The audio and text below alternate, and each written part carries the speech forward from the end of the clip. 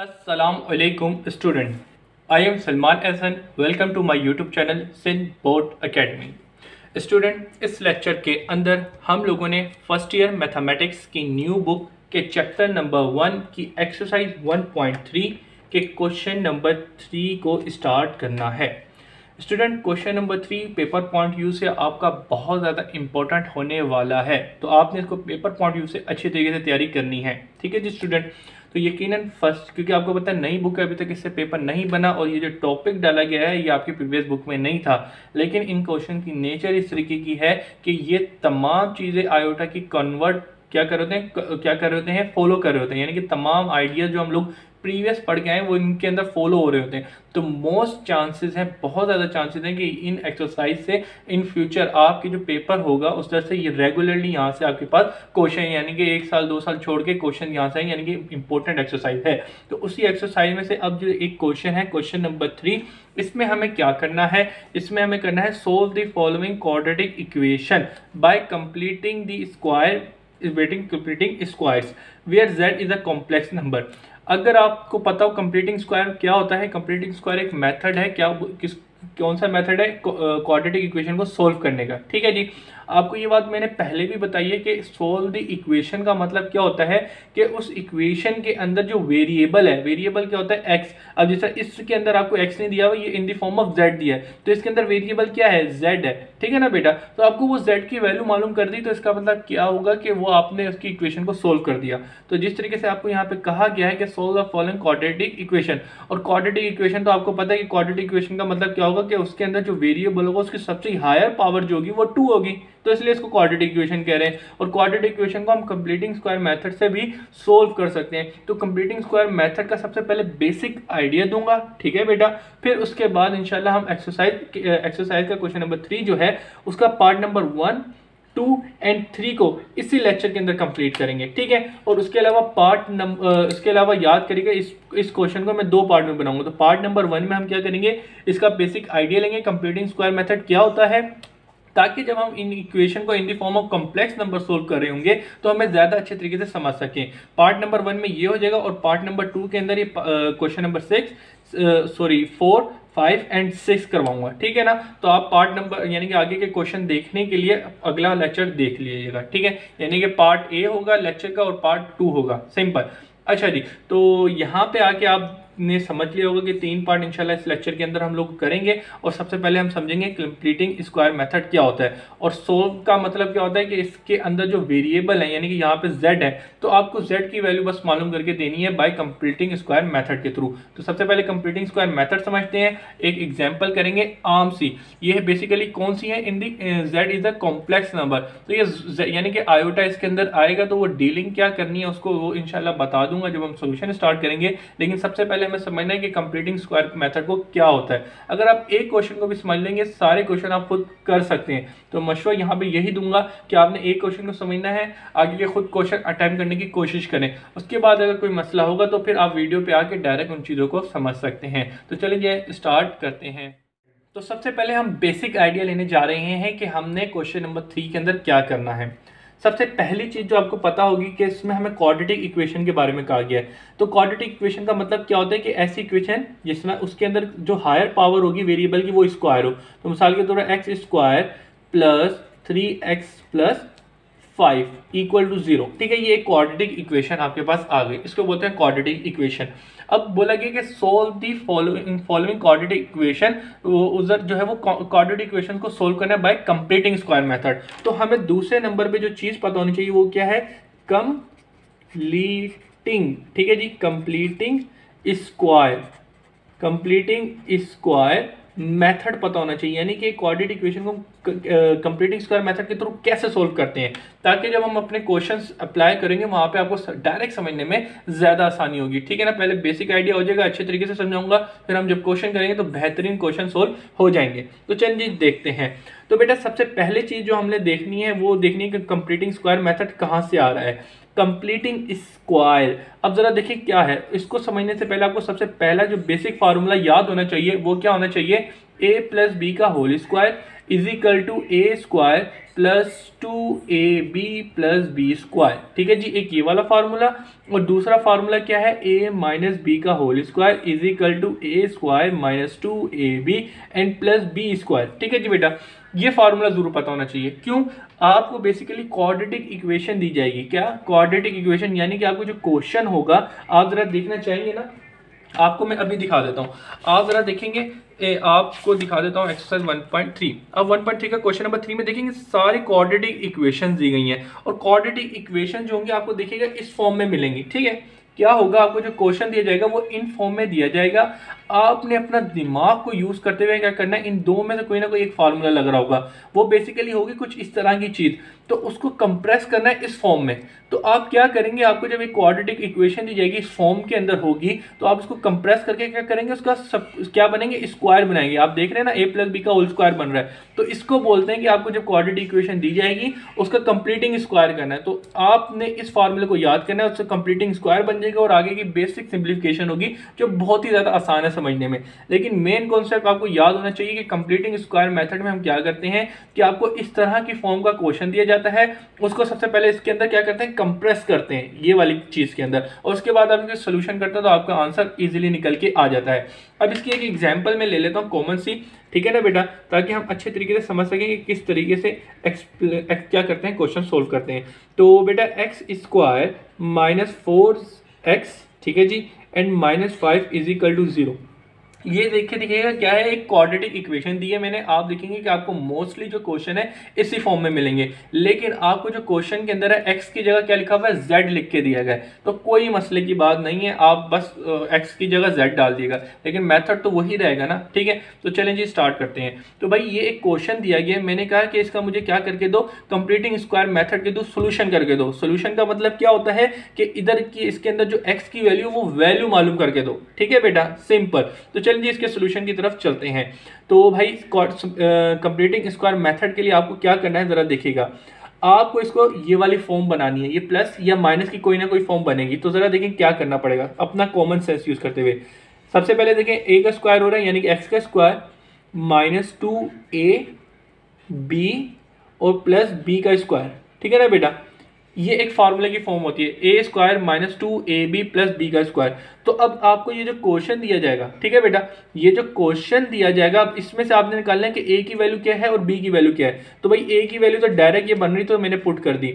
उसके बाद अब इस बीच वाली चीज को लाना, जरा देखें कैसे करेंगे। ए स्क्वायर माइनस 2a की जगह यहाँ पे क्या आएगा, एक्स। ठीक है ना भाई, ए की जगह यहाँ पे एक्स लिखा हुआ है तो एक्स। अब लिखना है बी। अब b की वैल्यू अपना दिमाग लगाना है। अब कॉमन सेंस यूज करते हुए आपने ये देखना है कि अंदर के बीच में मिडिल टर्म क्या है, इसकी 4 है। तो अब यहाँ पे ऐसा कौन सा नंबर लिखूं कि मेरे पास ये 4 आ जाए। तो आपको ऑलरेडी 2 लिखा है, तो 2 2 4, यानी कि 2 2 4, यानी कि आपको b की वैल्यू ऐसे ही डालनी है कि यहाँ पे 4 बन जाए। तो b की वैल्यू आपने आप खुद कॉमन सेंस यूज करनी है कि यहाँ पे आपने 2 डाला तो ये मल्टीप्लाई में किया, 2 2 4 और x, तो ये आपके पास 4x ही आ जाएगा। तो इस तरीके से आपने b की वैल्यू खुद डिसाइड करनी है अपने कॉमन सेंस को यूज करते हुए। तो अब मुझे बताएं एक फार्मूला क्या था, a square plus 2ab plus B square. अच्छा, यहाँ पे वैसे ये माइनस वाला फार्मूला लग रहा है, ठीक है ना, अगर देखा जाए तो हम नीचे वाले को देखते हैं। तो a स्क्वायर माइनस 2ab, तो a स्क्वायर माइनस 2a हमारे पास ये था, और b की वैल्यू हमने खुद कॉमन सेंस की कि भाई बीच वाली टर्म कैसे आएगी। अगर मिसाल के तौर पे यहाँ पे 6 लिखा होता तो यहाँ पे मैं 3 लिखता, क्यों, 2 3 6 होता, तो इसका मतलब 6x मेरे पास आ जाता। तो वो b की वैल्यू यहाँ पे क्या बनती, 3 बनती, लेकिन अब 2 बन रही है, क्यों, क्योंकि यहाँ पे मुझे 4 चाहिए। कॉमन सेंस की बात है, 2 2 4, ये वाली बात हो गई, समझ आ गई। अब इसके बाद आपको पता है फॉर्मूले के तहत हम क्या करते हैं, b का स्क्वायर। तो b यहाँ पे हमने क्या कंसिडर किया है, 2 किया है। सही है जी बेटा, उम्मीद करता हूँ ये बात समझ आ रही होगी। अब जरा देखिए ये जो फॉर्म है, A square minus 2ab plus B square. तो भाई ए स्क्वायर माइनस 2ab और बी स्क्वायर, आपने इस क्वेश्चन की ये वाली फॉर्म बना ली, ठीक है ना, अकॉर्डिंग टू जो आपको क्वेश्चन दिया गया था आपने ये वाली फॉर्म बना ली। अब हम क्या करेंगे, इसको इसमें कंप्रेस कर देंगे। तो इसका मतलब क्या होता है, आपने कंप्लीटिंग स्क्वायर कर लिया, ठीक है ना, यानी कि सब क्या कर दिया, इसके अंदर कंप्लीट स्क्वायर बना लेंगे इस फार्मूले के थ्रू। तो समझ लिया आपने 90% काम कर लिया और आगे की सिंप्लीफिकेशन इंतहाई आसान है, जो बच्चा समझ जाता है। ठीक है जी। अब जरा देखिए यहाँ पे एक बार फिर से रिवाइज कर लेते हैं कि भाई आपको क्वेश्चन दिया गया था, आपने क्या किया, इसको इस फॉर्म में बना लिया ताकि हम इसको कंप्लीट स्क्वायर बना सकें। तो ए स्क्वायर माइनस 2a और b की वैल्यू खुद डिसाइड करिए कि बीच वाली टर्म आ जाए, वो मैंने देखा 2 आएगा। ठीक है जी। तो इससे मुझे पता चल जाएगा कि जो यहाँ पे आएगी वो b की वैल्यू आएगी, तो b का स्क्वायर करना होता है तो वो वैल्यू मैंने यहाँ पे लिख दी। ठीक है जी। अब जरा देखें यहाँ पे क्या होगा बेटा, ये वाली मुझे बात बताइए, ये जो चीज थी ये आ गई, 4x जो था वो ये आ गया है ना भाई, 2 2 4 और x है तो ये चीज आ गई। अब मुझे बताएं ये 2 का स्क्वायर आपने खुद ऐड किया ना अपना काम निकालने के लिए, ताकि मैं ये वाला फार्मूला लगा सकूं। तो भाई मैथमेटिक्स के लिए हम अपनी तरफ से कुछ नहीं करते, मैथमेटिक्स अपने बाप की जागीर नहीं है। तो जो चीज उसके अंदर ऐड की है तो वही उसके अंदर सब्ट्रैक्ट भी करेंगे। समझ रहे हो ये बात? क्यों?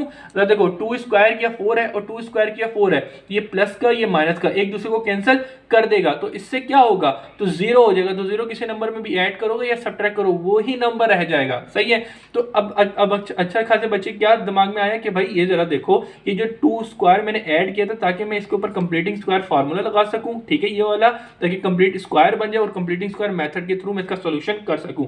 ये मैंने अपनी तरफ से खुद किया था तो इसलिए मैंने इसको माइनस भी कर दिया। तो ये बात याद रखनी है, आगे हर एक क्वेश्चन के अंदर हम क्या करेंगे कि इस फार्मूले इस फॉर्म को बनाने के लिए, ताकि हम इसको कंप्लीटिंग स्क्वायर में बंद कर दें, इसको कंप्रेस कर दें, कंप्लीट स्क्वायर बना लें, तो b की वैल्यू हम खुद डाल देंगे, उसका स्क्वायर करेंगे, तो लिहाजा उसको माइनस भी करना पड़ेगा मैथमेटिकली इसको करेक्ट करने के लिए। ठीक है जी स्टूडेंट, सिंपल। उम्मीद करता हूं इस चीज को अच्छे तरीके से आपने ग्रैप कर लिया होगा। अब चलते हैं नेक्स्ट चीज पे। अब आगे क्या लिखा है, -5। तो बेटा -5 कहीं नहीं जाएगा, वो ऐसे का ऐसे लिखा रहेगा। सही है, इसको मत भूल जाइएगा, ये आपका क्वेश्चन के साथ ही था, वो यूं का यूं ही रहा। और इक्वल टू 0 लिखा है तो वो ऐसे का ऐसे ही रहा। उम्मीद करता हूं अगर आपको ये चीज आ गई तो समझ लें कि आपने कंप्लीटिंग स्क्वायर मेथड समझ लिया। एक्सरसाइज 1.3 का क्वेश्चन नंबर 1 जो है 3 जो है वो हलवा हो गया, और चांसेस इसके यही हैं कि इंपॉर्टेंट है ये क्वेश्चन। ठीक है, फ्यूचर में आपके पास पेपर में आएगा। तो आपको ये चीज समझ आ गई तो समझ लें वो बेहतरीन काम हो गया। तो अब जरा देखिए यहाँ पे क्या होगा बेटा। सबसे पहले चीज थी, ये जो चीज थी इसको कंप्लीटिंग स्क्वायर बनाने के लिए आपने ये वाली फॉर्म बनाई, तो इसके अंदर आपने देखा कि a स्क्वायर -2ab लगाया। ठीक है जी, और b का स्क्वायर कर दिया। तो अब ये जो चीज किसको बता रही है कि भाई a square -2ab plus b square, ये वाली फॉर्म बन गई ना इधर, तो ये किसके बराबर होगी, a माइनस बी का होल स्क्वायर। तो यहाँ पे हम ये वाला फार्मूला लगा रहे हैं, तो इसका हमने सबसे पहले दे दिया रेफरेंस। तो यहाँ पे जरा देखें a की वैल्यू क्या है, a की वैल्यू यहाँ पे x है और b की वैल्यू क्या है, यहाँ पे 2 है। तो ये आपने 2 कर दिया और इसके ऊपर आ जाएगा स्क्वायर। सही है जी बच्चों, कोई मुश्किल नहीं। अब उसके बाद आपको पता है 2 का स्क्वायर आपने ऐड किया था तो ये माइनस किया था, ये चीज़ें ऐसे की ऐसी रहेंगी, उनको बेसिक सिंप्लीफिकेशन करनी है और कोई टेंशन की बात नहीं है। तो अब जरा देखेंगे 2 का स्क्वायर किया तो 4 आ जाएगा, ये माइनस का था और -5 था, इक्वल टू 0। अब जरा देखिए यहाँ पे क्या है, x square, sorry x square थोड़ी, एक्स -2 के ऊपर स्क्वायर है। अब माइनस माइनस प्लस, तो -9 इक्वल टू 0।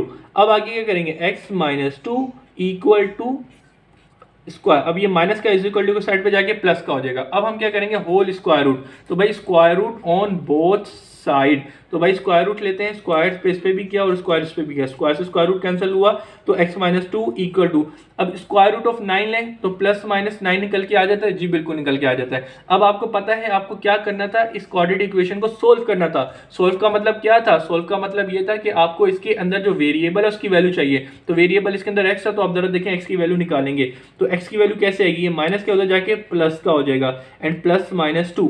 तो भाई ये आपने क्या कर ली, x की वैल्यू निकाली या नहीं निकाली, जी बिल्कुल निकाल लिया। अब इसको चाहें तो इस तरीके से लिख दे भाई 2 + 3 और 2 - 3 है ना भाई, एक बार प्लस में और एक बार माइनस में, तो 2 और 3 कितनों गए 5 और 2 में से एक गया तो -1। तो आप चाहें तो x की वैल्यू कुछ इस तरीके से भी लिख सकते हैं कि x = 5 एंड x = -1। ठीक है ना बेटा।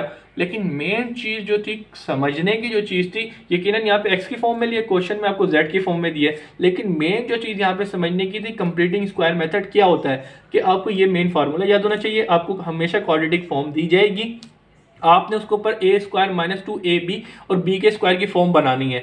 याद रहे ये जो b होता है ये खुद सपोज करना होता है कि भाई यहाँ पे जिस तरीके से मैंने आपको बताया तो वो फिर b का स्क्वायर होगा, तो ये b का स्क्वायर आपने खुद ऐड किया ताकि ये मैं कंप्लीटिंग स्क्वायर का फार्मूला यहाँ पे लगा सकूँ और इसको कंप्रेस कर सकूँ, कंप्लीट स्क्वायर बना सकूँ। और उसके बाद जब वो खुद ऐड किया तो वो माइनस भी कर दें, और उसके अलावा -5 क्या था, जो नंबर चल रहा था वो ऐसे ही ऐसे ही रहेगा। तो अगेन यहाँ पे हमारे पास पूरा फार्मूला लग रहा था, वो फार्मूला लगा के इसको बंद कर दिया, और जो नंबर हमारे पास रहते थे उनको मजीद सिंप्लीफाई करते वहां से x की वैल्यू निकाल ली है। तो यहाँ पे आगे कंप्लीटिंग स्क्वायर मेथड उम्मीद करता हूँ बेहतरीन तरीके से, अच्छे तरीके से आपको समझ आ गया होगा। ठीक है जी बेटा, अब ये चीज क्लियर हो गई।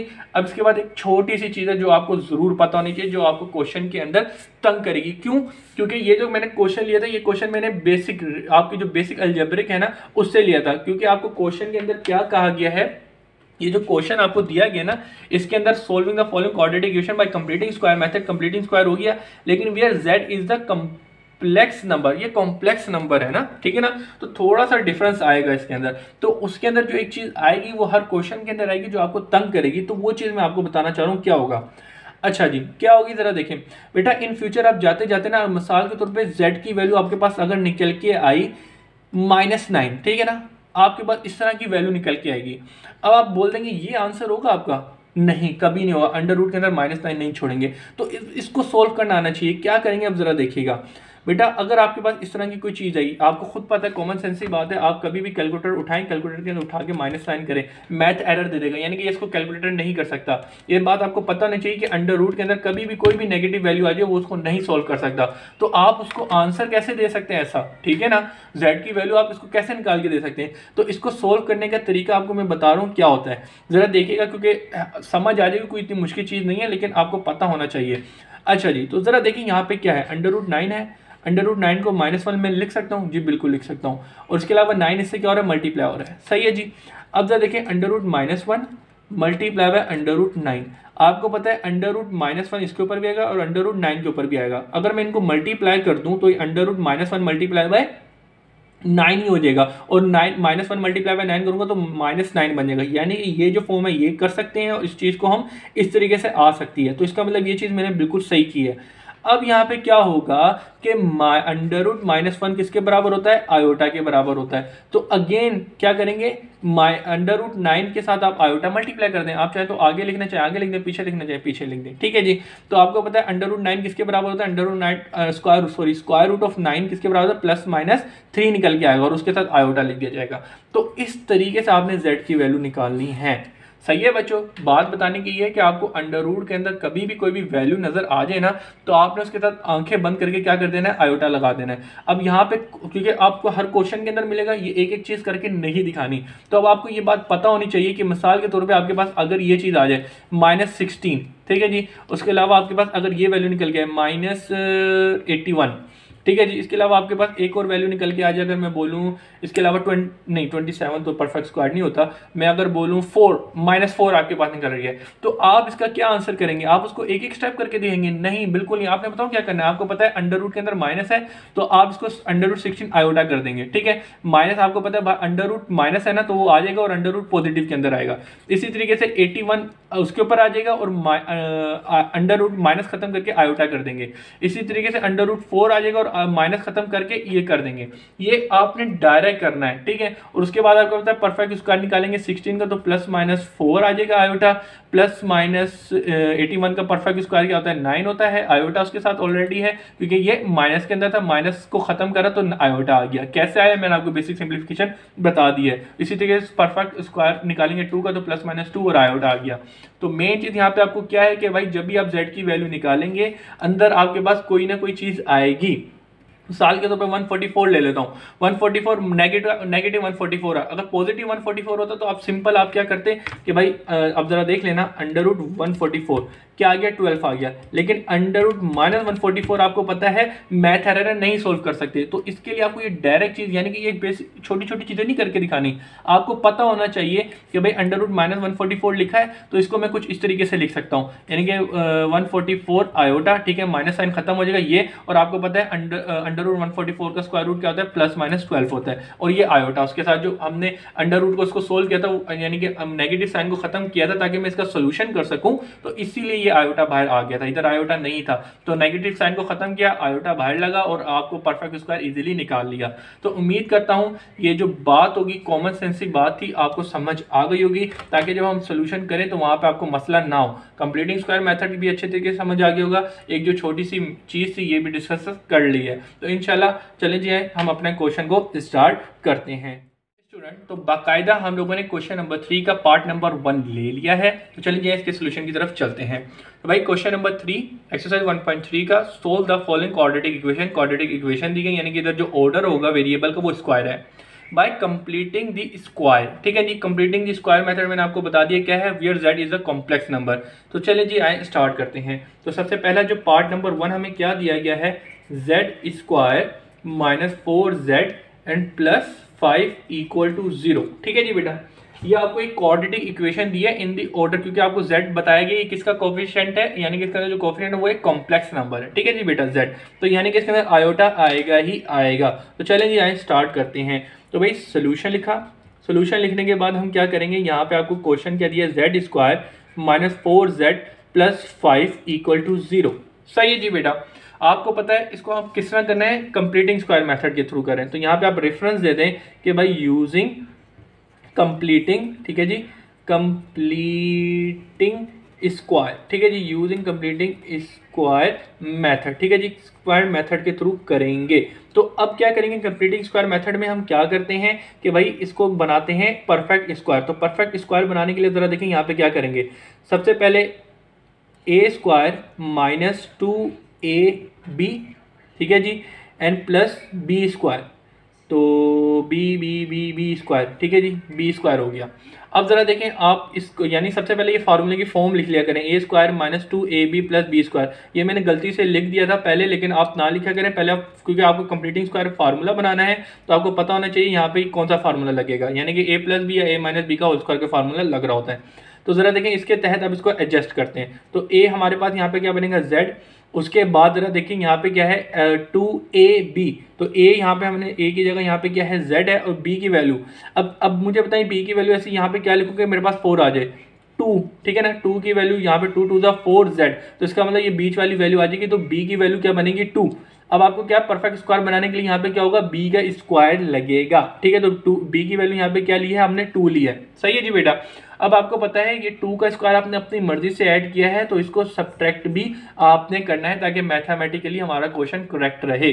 सही है जी, तो +2 का स्क्वायर ऐड किया ताकि ये कंप्लीट स्क्वायर बन जाए, अपना काम भी हो जाए, तो इसी वजह से यहाँ पे मैंने माइनस भी कर दिया, ठीक है ना, ये खुद ऐड किया तो माइनस भी कर दिया ताकि मेरा यहाँ पे काम चल जाए। फिर उसके बाद में ये जो +5 था बेटा, तो +5 जो था वो यूं का यूं ही रहेगा, उसके अंदर तो कोई छेड़मखानी नहीं करनी।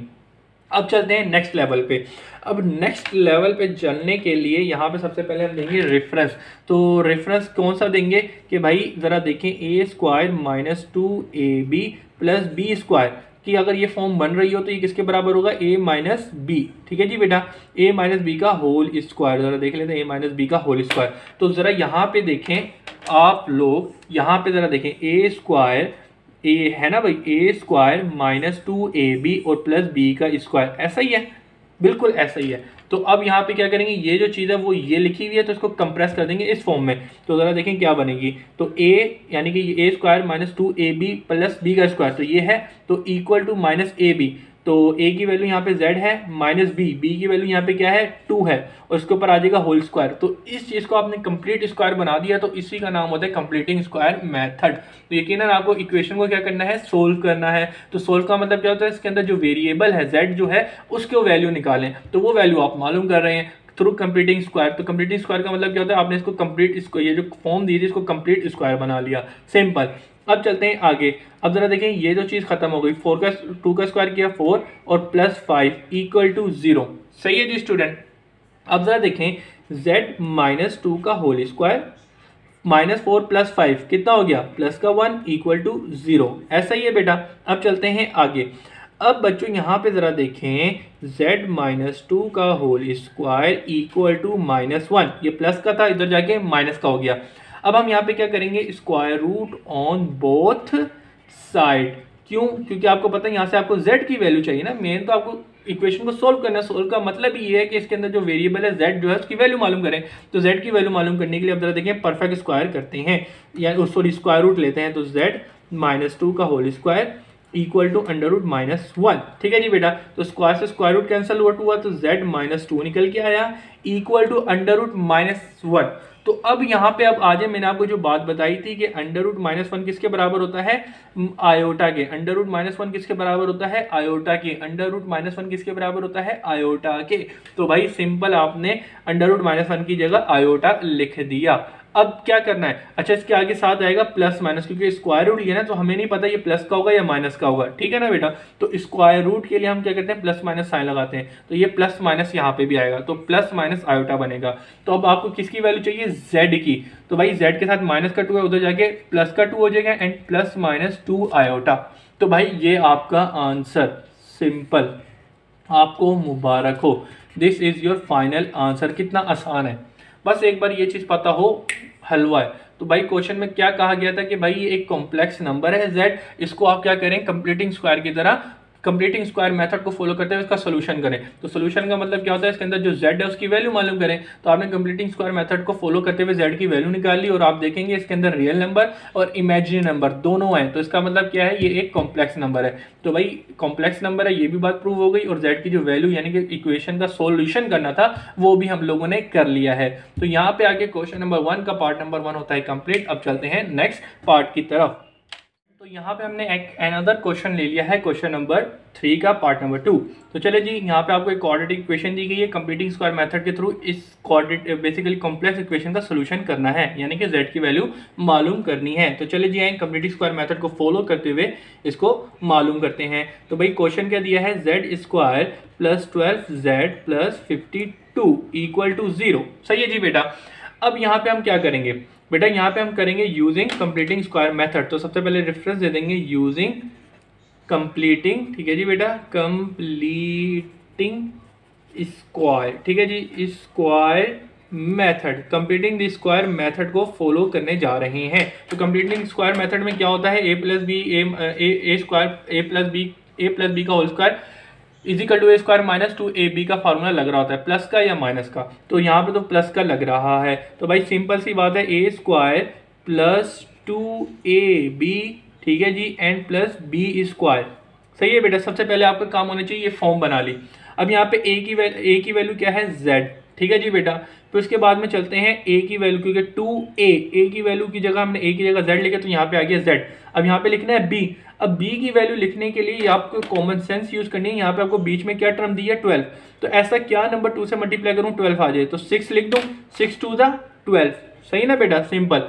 तो यहाँ पे b की वैल्यू जो हो गई 6 बन गई। तो इसी तरीके से 6 का स्क्वायर भी आ जाएगा, ताकि यहाँ पे मैं कंप्लीटिंग स्क्वायर का फार्मूला लगा सकूँ। ठीक है जी भाई, 6 का स्क्वायर हमने प्लस किया तो माइनस भी 6 का स्क्वायर करना पड़ेगा, क्योंकि अब कंप्लीटिंग स्क्वायर बनाने के लिए मैंने खुद अपनी तरफ से ऐड किया ताकि मेरा काम निकल जाए। तो इसलिए इसको जब मैंने अपनी मर्जी से ऐड किया तो सब्सट्रैक्ट भी कर दिया है। उसके अलावा इसके आगे क्या लिखा है? 52 + 52, तो वो यूं का यूं ही रहेगा, उसको मैंने कुछ नहीं कहना।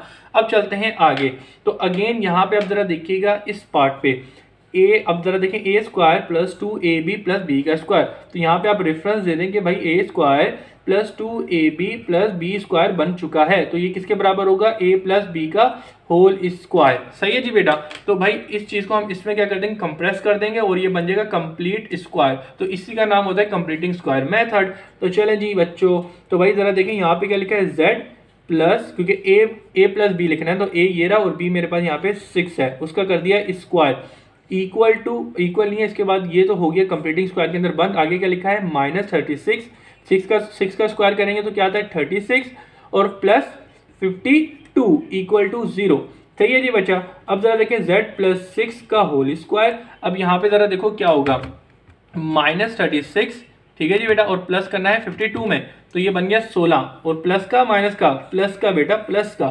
सही है जी। अब आगे चलते हैं। आपको पता है इसका इक्वेशन का हमने करना है सोल्यूशन, तो z की वैल्यू मालूम करने के लिए अब z की वैल्यू निकालते हैं। तो जरा देखें, इसके ऊपर है होल स्क्वायर, ये प्लस था, उधर जाके हो गया माइनस का। सही है जी बेटा।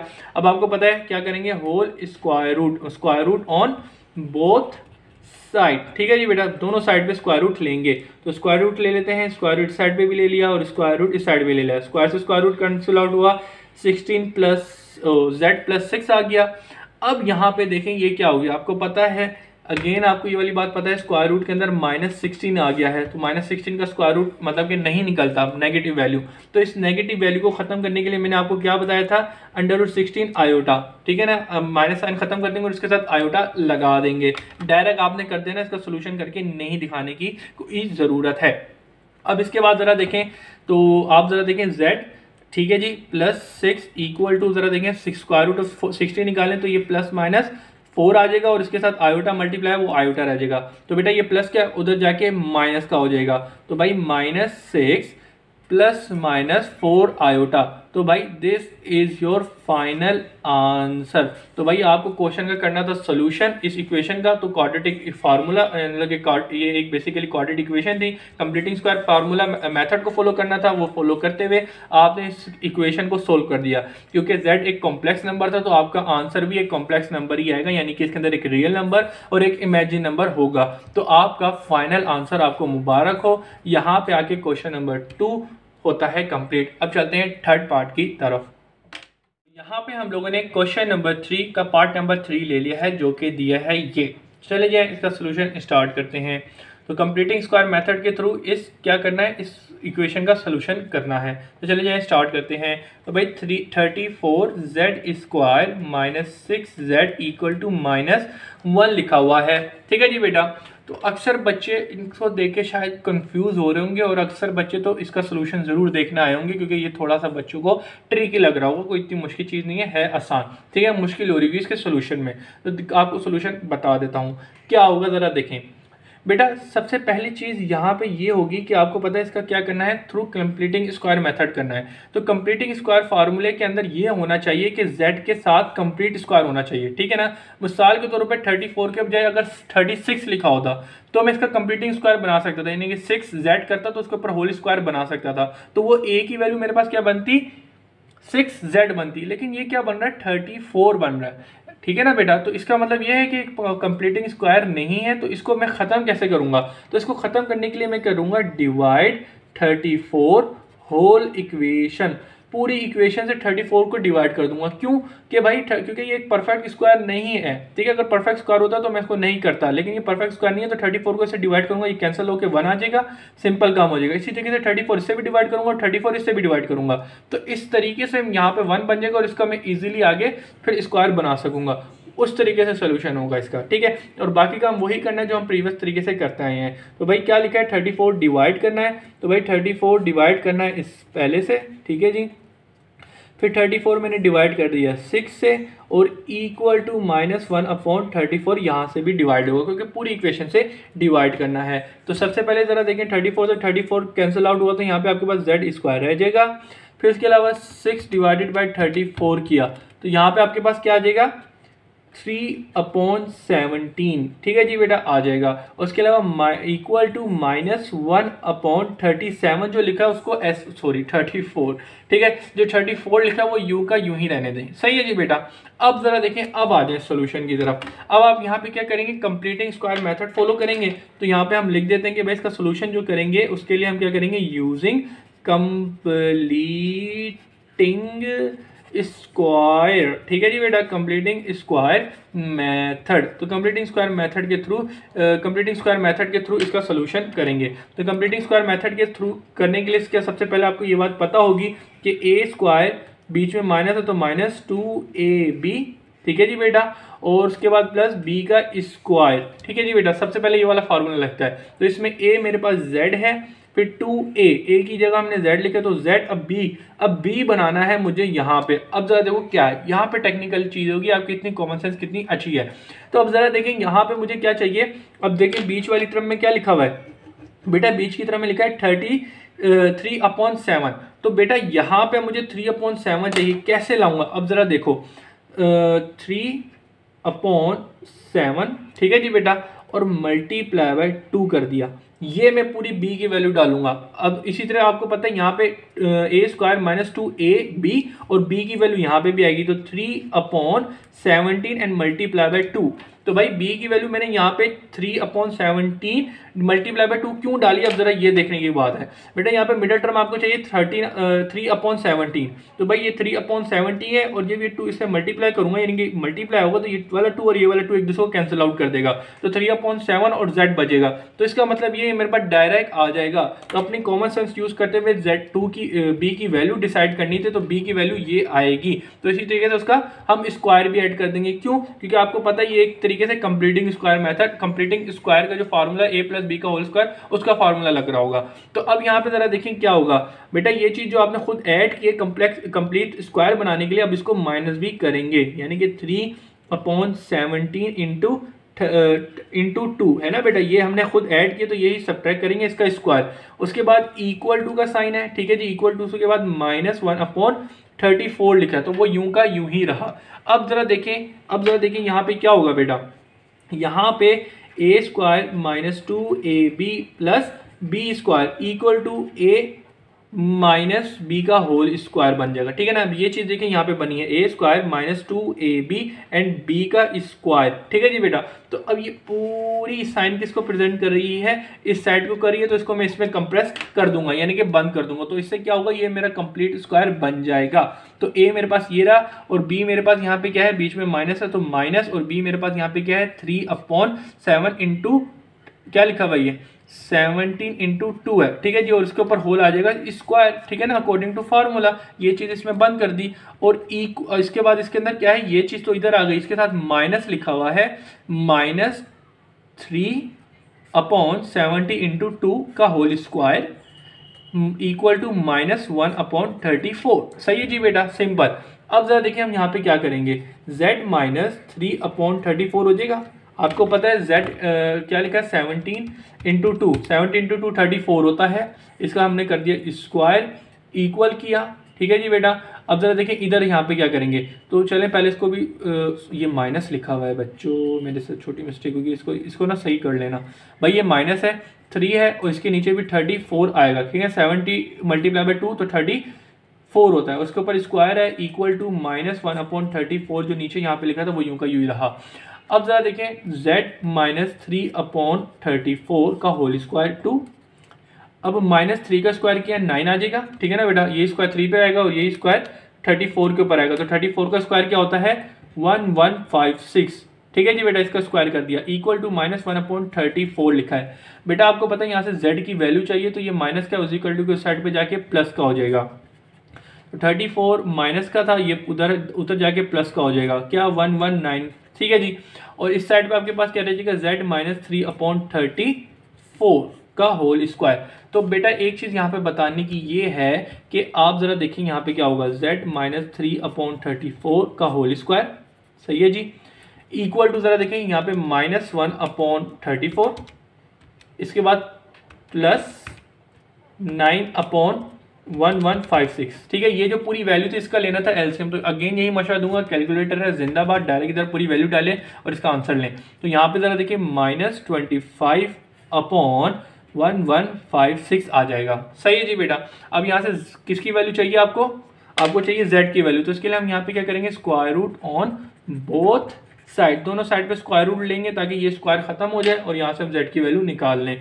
तो जरा देखिए स्क्वायर लिया इससे भी, स्क्वायर लिया मैंने इस पे भी, स्क्वायर से स्क्वायर रूट कैंसिल आउट हो तो z माइनस 3/34 आ जाएगा इक्वल टू। अब जरा देखें यहाँ पे मैं इसको सोल्व नहीं कर सकता, क्यों?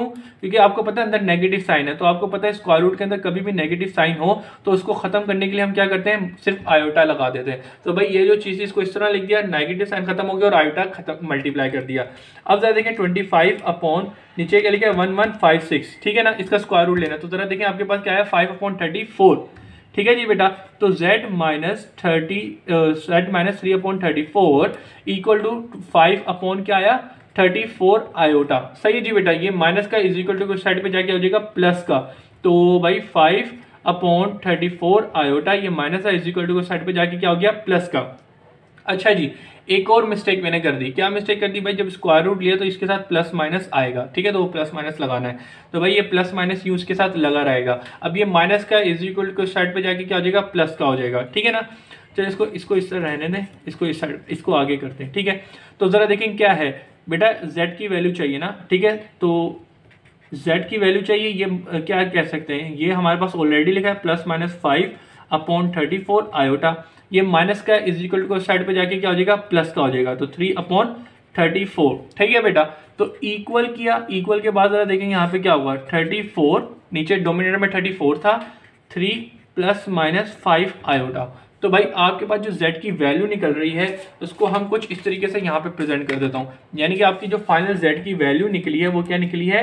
3 प्लस माइनस 5 आयोटा अपॉन 34। तो भाई this is your final answer. आप अपनी बुक के पीछे जाएं और वेरीफाई भी आंसर कर सकते हैं, this is your final answer. तो यहाँ पे आके इस लेक्चर को करते हैं कंप्लीट। तो यहाँ पे उम्मीद करता हूँ कि सारी चीज़ें भी आपको अच्छे तरीके से क्लियर होंगी। स्टूडेंट, अब फाइनल बात ये करनी कि इसके हमने अभी कही है 3 पार्ट।